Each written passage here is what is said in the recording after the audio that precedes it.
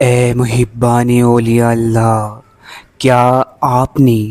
کبھی غور کیا ہے کہ ایک صوفی اور ایک مولوی میں کیا فرق ہوتا ہے؟ وہ کون سی باتیں ہیں جو ایک صوفی و ایک مولوی میں زمین آسمان کا فرق کرتی ہیں؟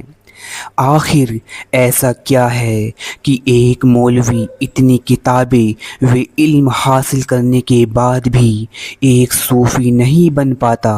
اور آج بھی ایک صوفی و مولوی کے صحیح فرق کو بہت لوگ نہیں جانتے؟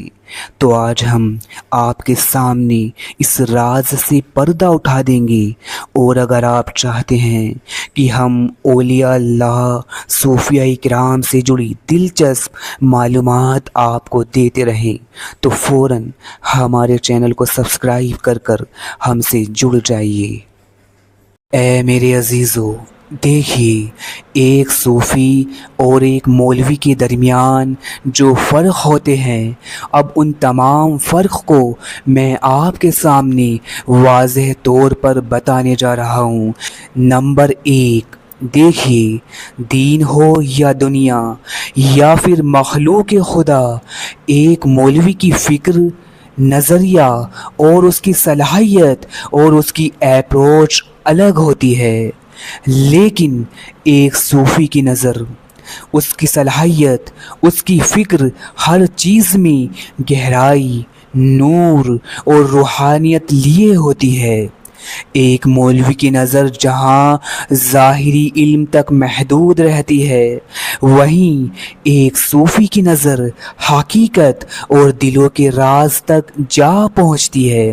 ایک صوفی کی اپروچ زمین سے اٹھ کر آسمان کی بلندیوں اور اللہ کے نور تک جا ملتی ہے۔ اور اس کے علاوہ جو دوسرا فرق ہوتا ہے وہ یہ ہے کہ ایک مولوی اور ایک صوفی عالم ہونے میں بھی برابر نہیں ہوتے، یعنی ایک مولوی کو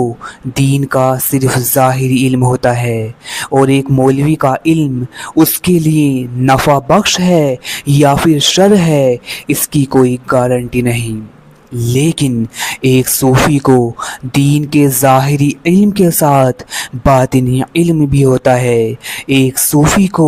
علم کے ساتھ اس کی حکمت بھی ہوتی ہے، اور ایک صوفی کو اللہ کی طرف سے خاص علم بھی عطا ہوتا ہے جو کسی کتاب و استدلال سے حاصل نہیں ہوتا، یعنی اللہ کی طرف سے یہ خصوصیت صرف ایک صوفی کو